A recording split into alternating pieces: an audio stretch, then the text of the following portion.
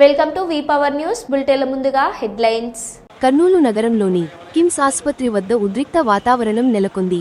వైద్యుల నిర్లక్ష్యం కారణంగా ఓర్వకల్ మండలం ఉప్పలపాడు గ్రామానికి చెందిన ఏ వెంకటరమణరెడ్డి 69 మరణించాడని కుటుంబ సభ్యులు ఆరోపణ చేశారు. ఠాగూర్ సినిమా తరహాలో మృతి చెందిన రమణారెడ్డికి వైద్యం అందించారని సీనియర్ డాక్టర్ లేకపోవడంతో జుడాతో ఆపరేషన్ ఎవరు చేశారని వివరణ లేదని కుటుంబ సభ్యులు బంధువులు మండిపడ్డారు. అనంతరం కిమ్స్ యాజమాన్యంపై బాధ్యులైన వైద్యులపై వెంటనే క్రిమినల్ కేసులు నమోదు చేయాలని, అలాగే తమకు న్యాయం జరిగే వరకు కదిలేది లేదని ఆసుపత్రి ముందు భీష్మించుకుని కూర్చున్న కుటుంబ సభ్యులు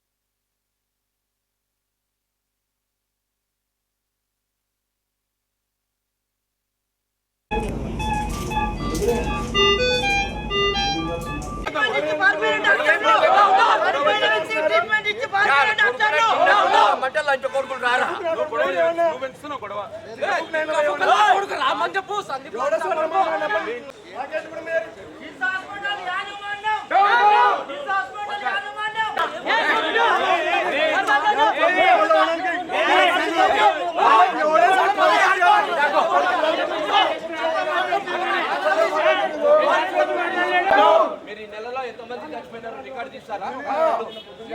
చూపిస్తారా?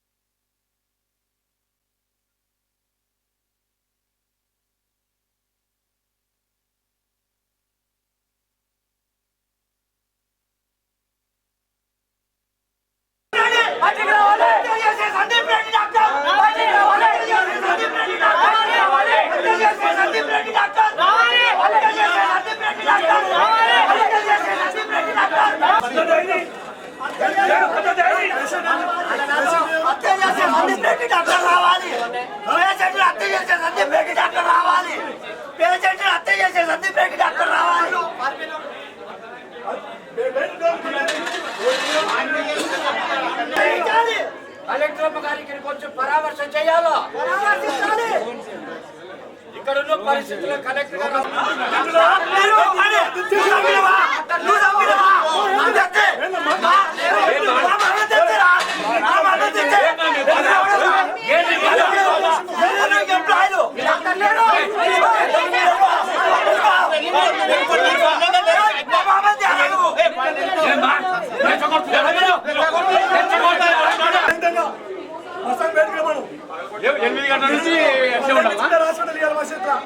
ఎనిమిది గంటల నుంచి 8 గంటలకు పేషెంట్ ఇంతవరకు పెట్టుకుంటారా? మేనేజ్మెంట్ రాకుండా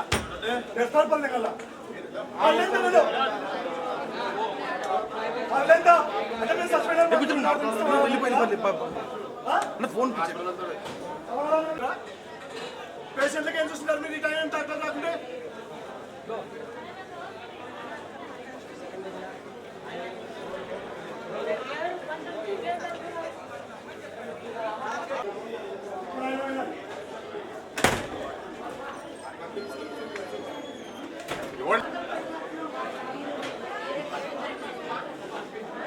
లేకపోతే లోపల వెళ్తారమ్మా.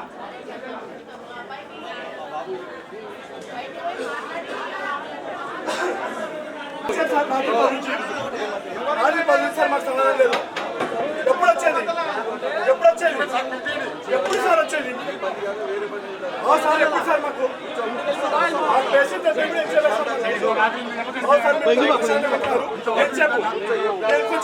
ఏం చెప్పదు సార్ అదే చెప్పండి. ఈ డాక్టర్లు ఏం చేస్తారు? చంపిన డాక్టర్ రాలేదు, రెస్పాన్స్ హాస్పిటల్ రెస్పాన్సిబిలిటీ రాలేదు అంటే దీని అర్థమైంది చంపుకుంటా పోతాం. ఇంతమంది పేషెంట్లు చంపుకుంటా పోతాం. మీరు ఏమైనా చేస్తారు, పేషెంట్లు ఏమైనా చేస్తారు, చంపుకుంటా పోతాం.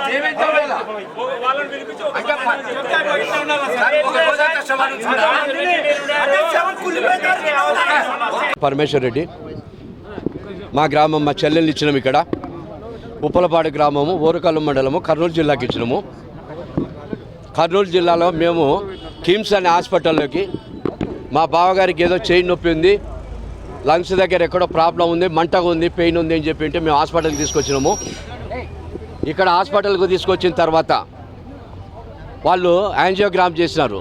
యాంజియోగ్రామ్ చేసి 60% మీకు వాల్స్ క్లోజ్ అయినాయి, మీకు స్టంట్స్ పడవు, మీకు ఓపెన్ హార్ట్ సర్జరీ చేయాలన్నారు. సరే, మేము ఉన్న పలంగా మేము ఇక్కడ జాయిన్ అయినాము. మా దగ్గర డబ్బు లేకపోతే ఆరోగ్యశ్రీ కింద జాయిన్ అయినాము. ఆరోగ్యశ్రీ కింద 3 రోజులు టెస్టులు చేయించినారు. చేయించిన తర్వాత బ్లడ్ కావాలన్నారు. 4 బాటిళ్ళ బ్లడ్ తీసుకొచ్చినాము. తీసుకొచ్చిన తర్వాత ఆ రోజు సర్జరీ అయ్యింది. సర్జరీ అయిన తర్వాత ఈయన 2 గంటలకు చేస్తా అని 3 గంటలకు తీసుకొని పోయి 4 గంటలకు తీసుకొని పోయి 8 గంటలకు సర్జరీ అయిపోయింది. సర్జరీ అయిపోయిన 5 నిమిషాలకు సర్జరీ 100% సక్సెస్ అయిందండి, గ్రాండ్ సక్సెస్ అయింది, రండి మీరు చూద్దురండి అని చెప్పి మా చెల్లెల్ని, మా బావగారి కోడళ్ళను, వాళ్ళ పిల్లలు, వాళ్ళ కుటుంబాన్ని తీసుకొని పోయినారు. వాళ్ళ కుటుంబాన్ని తీసుకొని పోయిన తర్వాత వాళ్ళు ఏమన్నారు, ఎందుకు ఇక్కడ ఆపినారంటే, లేదు ఇంకొక 5 నిమిషాల పని ఉంది, మీరు ఇక్కడ ఆగండి అన్నారు.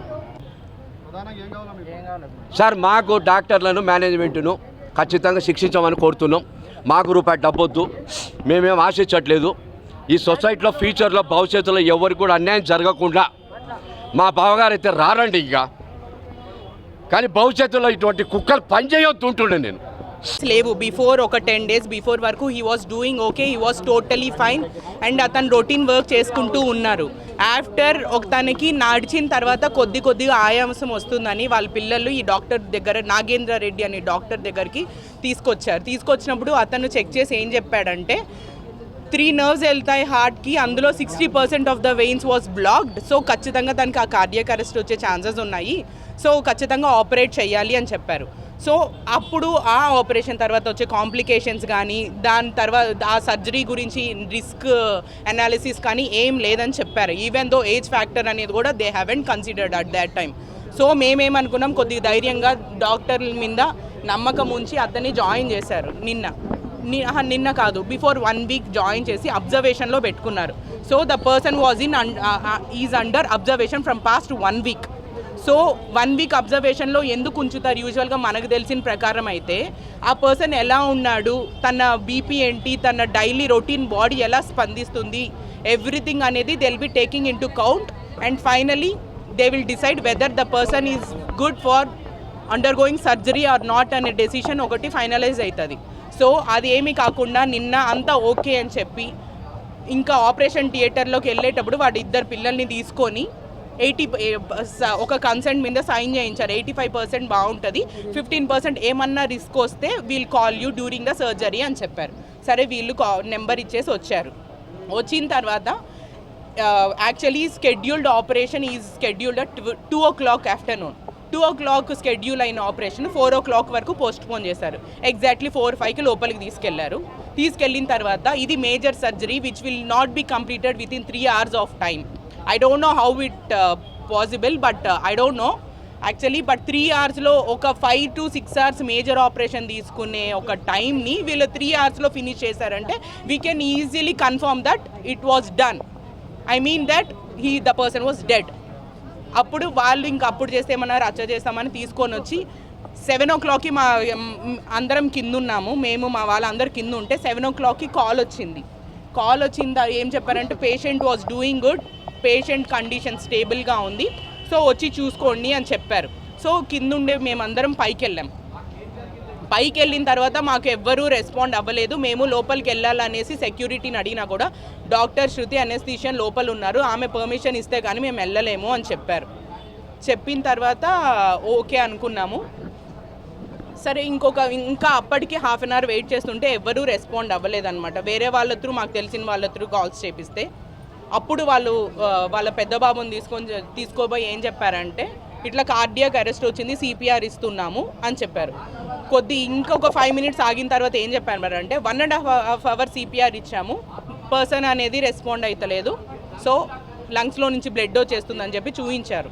చూసి పర్సన్ ఈజ్ డెడ్ అని కన్ఫర్మ్ చేసేసి అన్నీ రిమూవ్ చేసేసారు. సో మా ప్రాబ్లం ఏంటంటే మేమేం అడుగుతున్నామంటే ఇప్పుడు ఒక పర్సన్ వాజ్ స్టేబుల్ అండ్ తన కండిషన్ స్టెబిలైజ్గా ఉంది, ఎటువంటి ప్రాబ్లం లేదు, ఆఫ్టర్ సర్జరీ సక్సెస్ అని చెప్పిన వాళ్ళు within half an hour of టైంలో ఆ పర్సన్ డెత్ అని కన్ఫర్మ్ చేశారు. మెయిన్ థింగ్ ఏంటంటే ఇక్కడ there are no proper equipments in this hospital. So patient అనే అతను 4th floorలో ఉంటే they were running for the equipments to the 1st floor. I am not sure about the floor, might be it is 2nd or 1st. ఒక అబ్బాయి మాత్రం దాదాపు ఒక 10-15 సార్లు పరిగెట్టాడు. Even for the gloves he was running. లోపలికి వెళ్ళి చూస్తే ఎనెస్థీషియన్ డాక్టరు, ఒక 3 నర్సులు, ఒక డ్యూటీ డాక్టర్ తప్ప the person who have done the surgery he was missing there. Actually ఒక పర్సన్ మేజర్ సర్జరీ అయినప్పుడు తన కండిషన్ స్టెబిలైజ్ అయ్యే వరకు సర్జన్ రెస్పాన్సిబిలిటీ అతన్ని స్టెబిలైజ్ చేసి వెళ్ళడానికి. మేము అప్పుడు వాళ్ళని క్వశ్చన్ చేస్తే వాళ్ళు ఏమన్నారు, ఎమర్జెన్సీ కేసు ఒకటి వచ్చింది, సో డాక్టర్ అటు వెళ్ళారు అని చెప్పారు. కానీ డాక్టర్ అక్కడ లేరు, అవంతా ఊరికే. మళ్ళీ ఈరోజు మార్నింగ్ అడిగి కనుక్కుంటే అనంతపూర్ వెళ్ళారని. ఇప్పుడు ఒక రాంగ్ థింగ్ జరిగినప్పుడు వాళ్ళు ముందుకు వచ్చి చెప్పాలి ఏం జరిగింది, ఎగ్జాక్ట్లీ వాట్ హ్యాపెండ్ అనేది చెప్పాలి. ఇవి చెప్పకుండా మీరు బయట లేరు, మీరు లోపల లేరు అంటే ఓపెన్ ద కెమెరాస్, మీకు విత్ ప్రూఫ్స్ అన్నీ బయటపడతాయి. ఎవరు బయట ఉన్నారు, ఎవరు బయట లేదు, వాళ్ళ ఎక్విప్మెంట్స్ కోసం పరిగెట్టారా లేదా అనేది ఎవ్రీథింగ్. సిపిఆర్ మిషన్ కూడా 2nd floor నుంచి తోసుకొని వచ్చిన తర్వాత డోర్ లాక్ అయ్యి ఉన్నింది, ఎవరు లేరు, సెక్యూరిటీ ఓపెన్ అయితలేదు. ఆమె ఆ పక్క నుంచి సెక్యూరిటీని పిలుచుకొని వచ్చి ఓపెన్ చేపించి లోపలికి అప్పుడు తీసుకెళ్లారు సిపిఆర్. అప్పటి వరకు ఒక పర్సన్ బతికి నింటాడా?